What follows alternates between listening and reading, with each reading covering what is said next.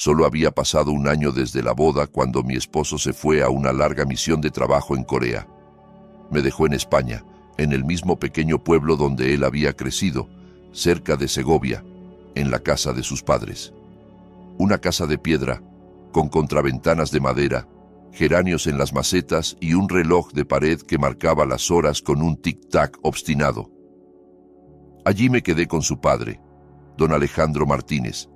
Tendría poco más de 60, pero conservaba una presencia firme, de hombros anchos, siempre erguido, de movimientos sobrios, pulcro hasta el detalle, como esos caballeros de otro tiempo. Usaba siempre camisas planchadas, pañuelo en el bolsillo del pantalón, y caminaba por la casa con un bastón que más que necesidad parecía costumbre. Tenía una voz grave, serena, que imponía respeto sin levantar el tono. Al principio, confieso que me sentía incómoda. Vivir con un hombre, aunque fuera mayor, no es sencillo. Había momentos de silencio donde no sabía qué decir. Me cuidaba de cada palabra, de cada gesto. Ponía la mesa en completo silencio. Pero con el paso de los días, ese silencio comenzó a cambiar de textura. Dejaba de ser tenso, se volvía acogedor, como si la casa hablara a través de los objetos, los cuadros, los muebles, el olor a café con canela por la mañana. Él era amable, atento, y tenía un sentido del humor tan sutil que a veces no sabía si lo decía en serio. Se reía bajo, con una risa seca, discreta, como quien no quiere molestar ni siquiera con la alegría. Por las mañanas, yo me ponía un vestido de lino, claro, con botones al frente y un cinturón fino en la cintura.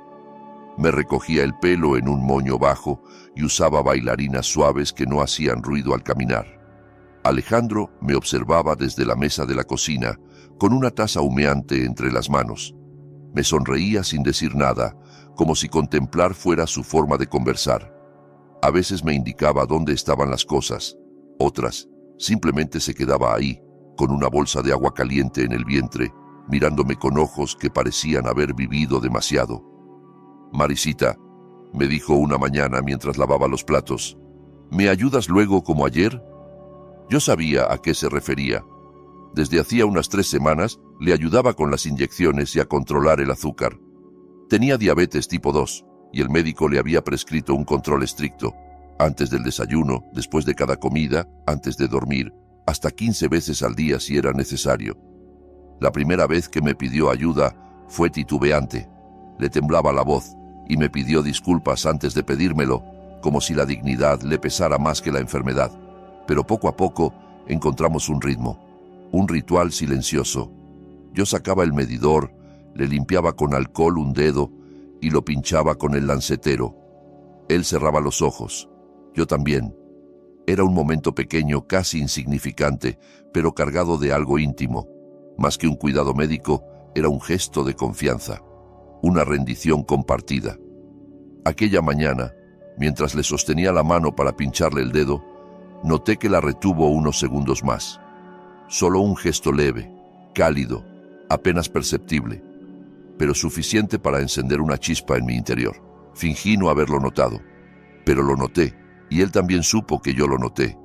Por la noche volvió a llamarme. «Mari, antes de la cena me vendría bien otro control, si no te molesta». Asentí.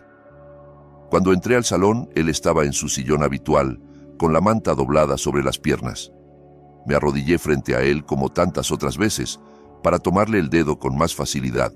Su mano era tibia y seca, con la piel delgada y las venas marcadas. Sentí cómo me observaba desde arriba.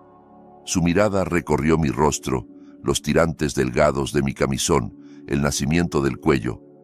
«Eres como un ángel, Marisita. No sé qué haría sin ti». Aparté la mirada, incómoda pero no ofendida. «Don Alejandro, para mí es un gusto ayudarle, de verdad». No dijo nada. Solo suspiró, hondo, como quien deja escapar algo que llevaba demasiado tiempo dentro. Guardé el medidor en su caja, cerré el estuche con cuidado, pero el aire en la habitación ya no era el mismo. Algo en él se volvió más denso, más cargado, como antes de una tormenta.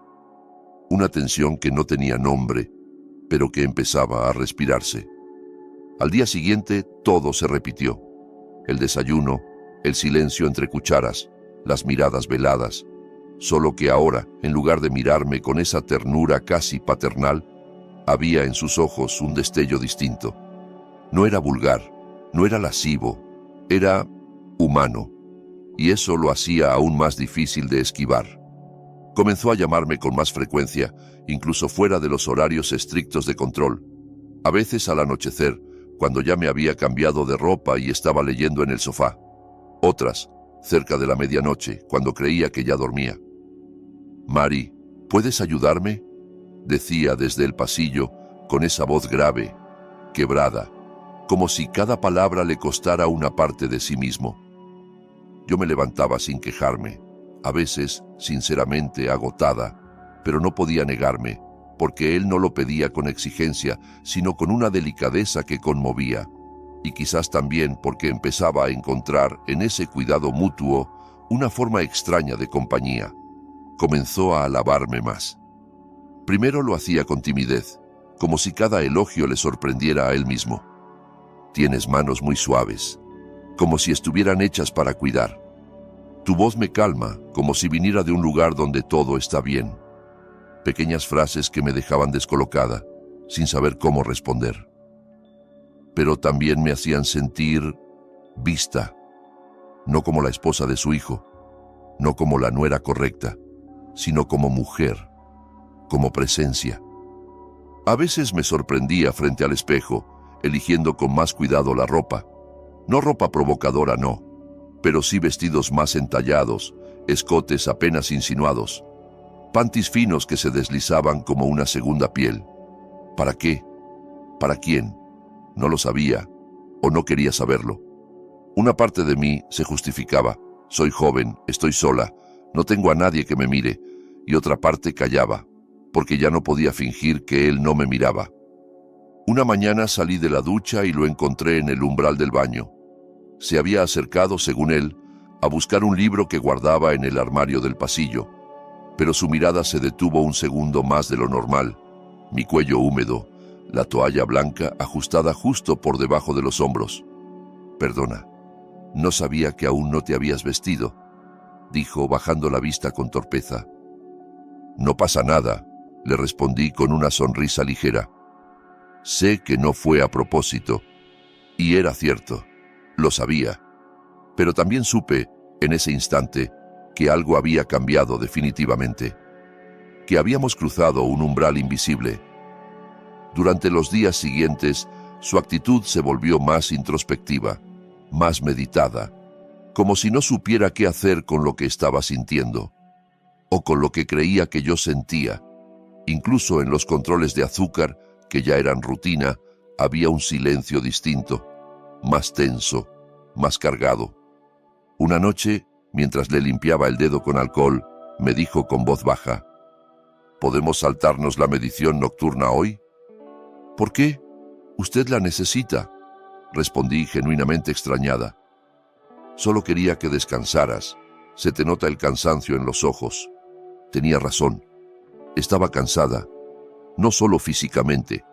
Había una fatiga emocional que empezaba a habitar mi cuerpo, como si llevara algo muy delicado entre las manos y temiera que se rompiera con cualquier movimiento brusco.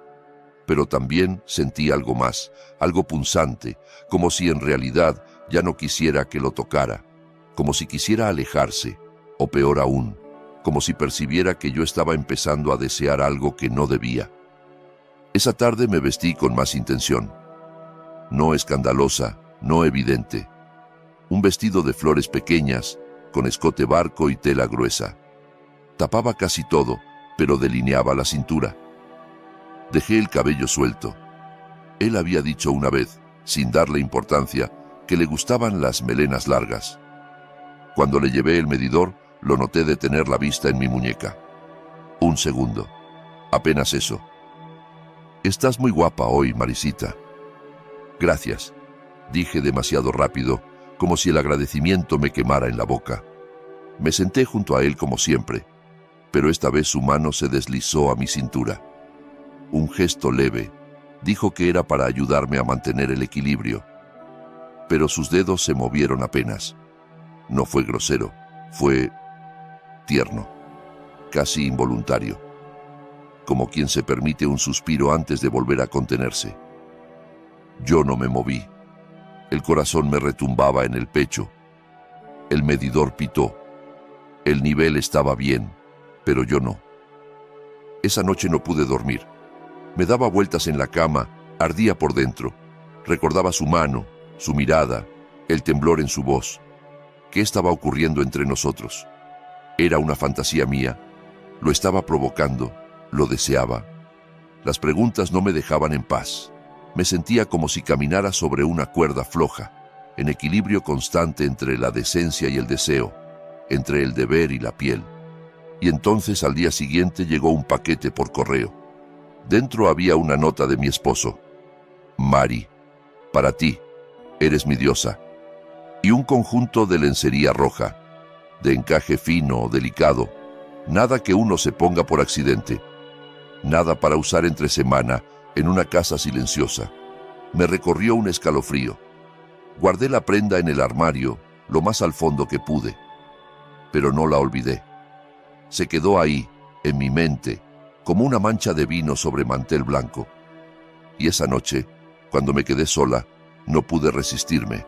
Me lo puse, bajo la bata, no para nadie, para mí, me dije, para recordar que todavía era una mujer, que todavía era deseada. Caminé despacio por el pasillo, hacia el salón, cuando él me llamó para la medición. Cada paso era un tambor dentro de mi pecho. Él estaba sentado, con el pijama pulcro, bien peinado, cansado, pero con esa dignidad suya que nunca abandonaba.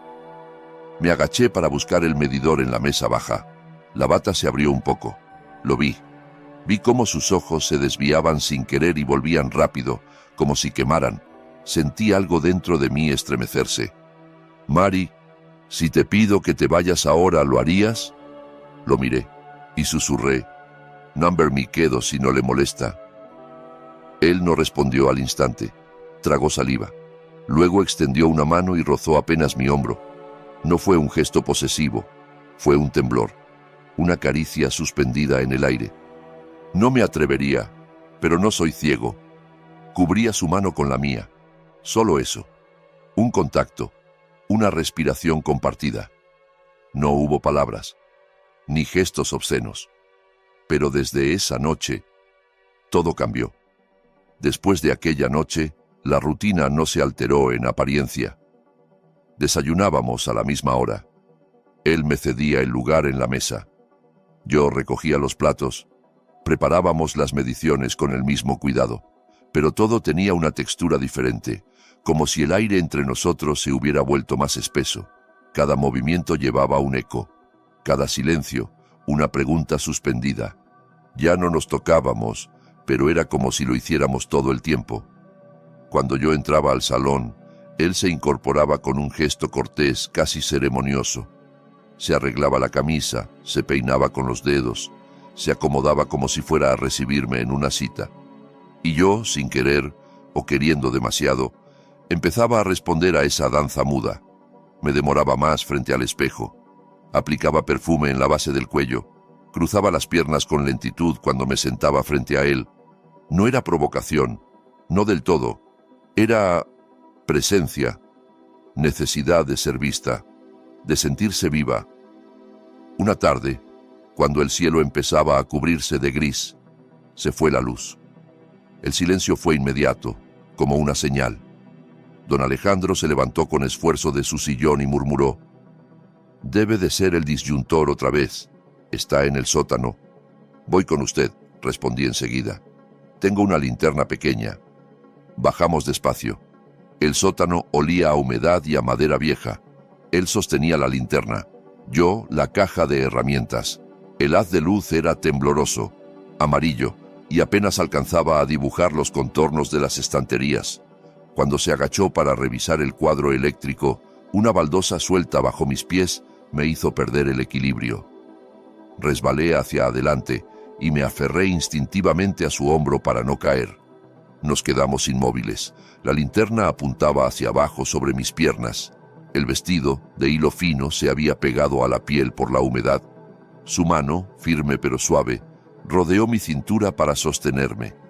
La otra seguía iluminando. Sentí su respiración en mi cuello, cerca, muy cerca. Por un momento, la oscuridad se volvió íntima, cómplice.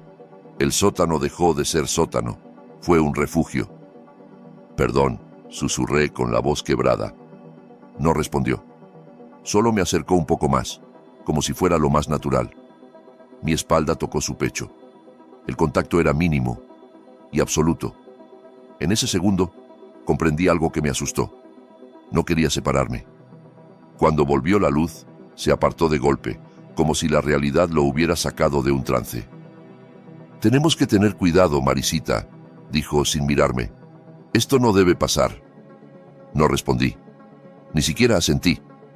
Ya en mi habitación, me senté al borde de la cama y vi algo que él había dejado, su bata colgada en el perchero. Me acerqué. La tomé entre las manos.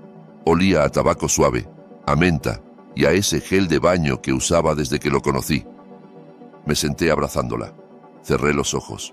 La apreté contra mi pecho. Me envolvió un deseo extraño, triste, hermoso. No era pasión, no era lujuria. Era necesidad, intimidad contenida, como si su ausencia también pudiera acariciarme.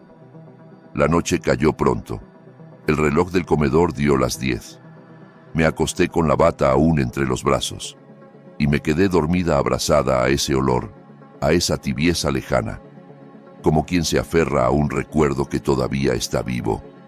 A la mañana siguiente, él tardó en salir de su cuarto.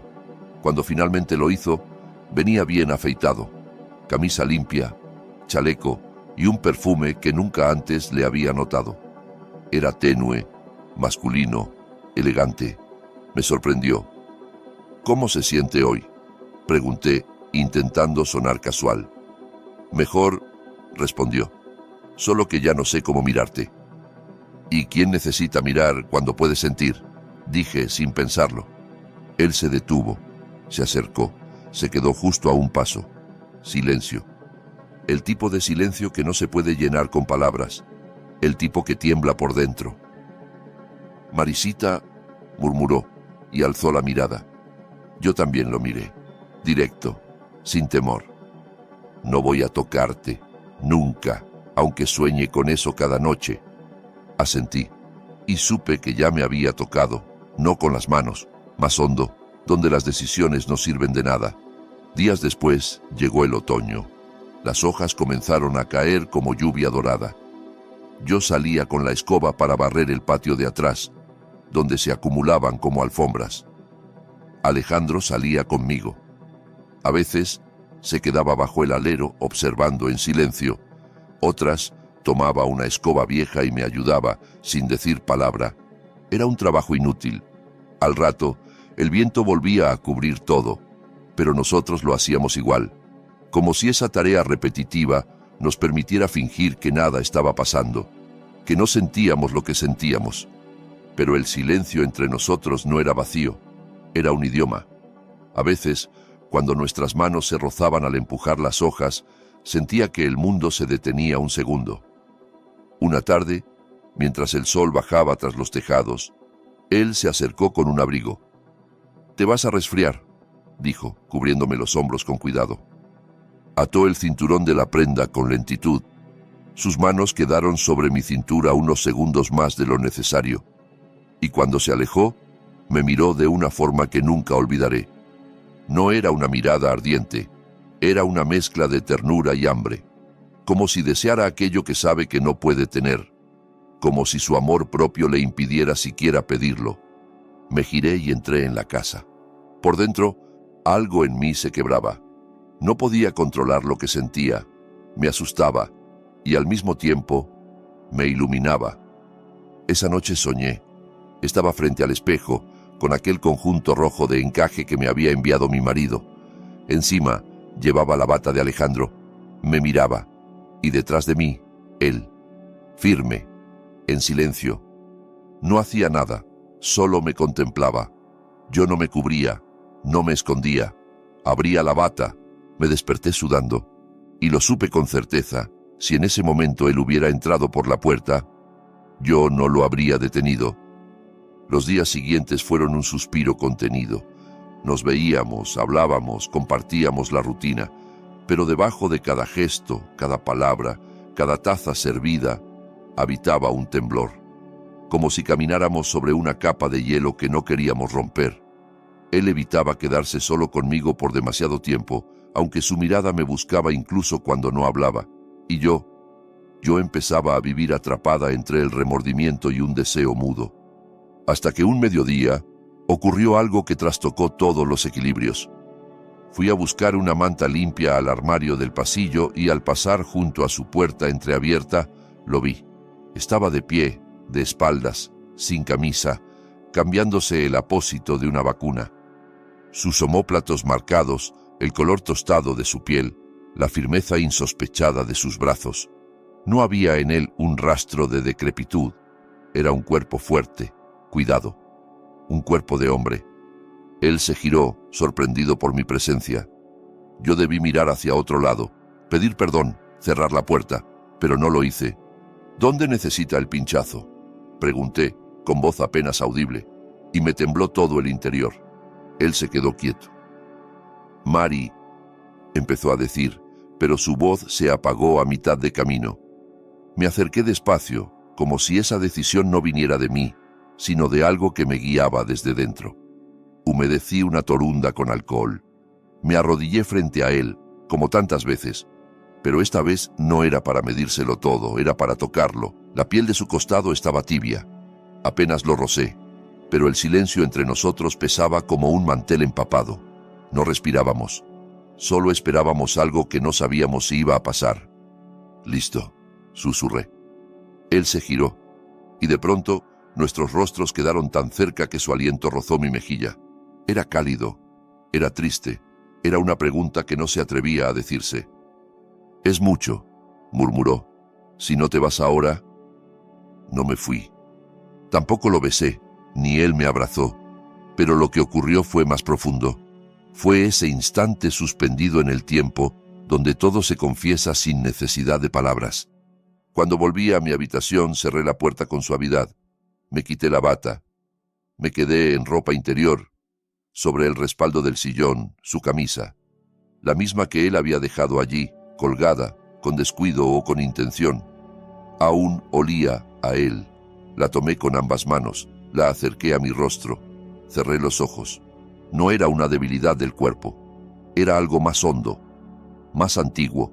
Un anhelo de pertenecer, de dejar de ser la figura correcta para convertirme, al menos por un momento, en alguien real, en alguien deseada, sentida, recordada.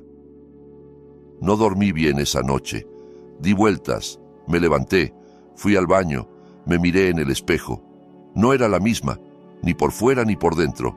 A la mañana siguiente, él estaba en la cocina, como siempre. Preparaba menta. El medidor ya estaba sobre la mesa. Su camisa planchada, su voz templada. No mencionó nada, ni una palabra sobre lo que había ocurrido. Pero sus ojos ya no eran los de antes. Eran los de alguien que ha comprendido algo irreparable. Al llegar la hora habitual del control, me dijo con voz suave: «Marisita, esta noche he tenido un sueño». No lo miré del todo, solo respondí: «Yo también». Él asintió, como si lo supiera, como si soñáramos lo mismo. «Esto no debe pasar. Ya es tarde», susurré. Fue la primera vez que admitimos la verdad, no con declaraciones, ni promesas, ni frases rimbombantes, solo con 2 líneas, 2 verdades desnudas, una rendición sin escándalo. Y entonces llegaron los últimos días de octubre. El aire se volvió más frío, más húmedo. Neblinas espesas cubrían el jardín al amanecer. La casa crujía en las noches como si hablara en sueños. Y yo empecé a usar su cardigan gris. Tenía los codos gastados, pero era cálido, y tenía su olor. Él no dijo nada cuando me vio con él por primera vez. Solo bajó la vista. Pero yo noté un temblor leve en la comisura de sus labios. Ahora se levantaba antes que yo. Preparaba el agua. Dejaba el medidor sobre el mantel. todo como siempre, pero cada gesto parecía más preciso, más amoroso, como si quisiera dejarme un recuerdo grabado en la costumbre. Una tarde, mientras yo le limpiaba el dedo con alcohol, me dijo con una seriedad que me desarmó: «Mari, tú eres como mi corazón. Si tú te detienes, yo simplemente dejo de ser». Tuve que cerrar los ojos para no llorar, o para que no viera todo lo que me estaba gritando el alma. Quise decir algo, pero no encontré palabras. Esa noche volví a soñar. Él y yo estábamos en una habitación oscura.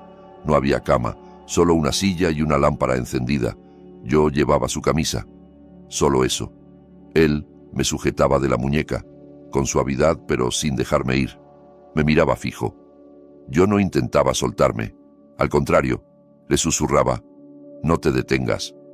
Me desperté temblando, el cuerpo encendido y una certeza abrasadora. Ya no era fantasía. Era deseo. Era vínculo. Era un incendio que había nacido de una chispa mínima y ahora consumía cada rincón de mi ser. Pero lo más inesperado llegó al final de esa semana. Mi esposo llamó. Me dijo que volvía en 3 días.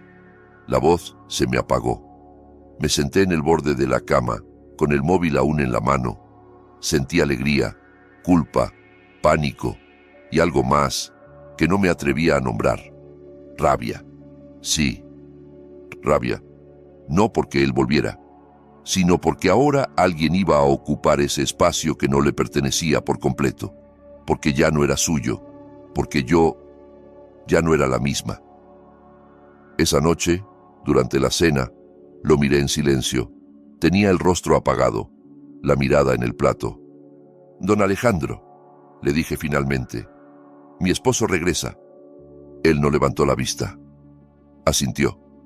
Tomó un sorbo de agua. Luego clavó los ojos en la ventana, como si allí estuviera una respuesta. Sabía que llegaría este momento, pero no imaginé que fuera tan difícil.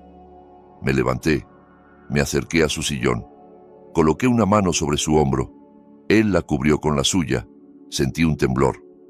«No hemos hecho nada», quise decir, pero la voz se me quebró.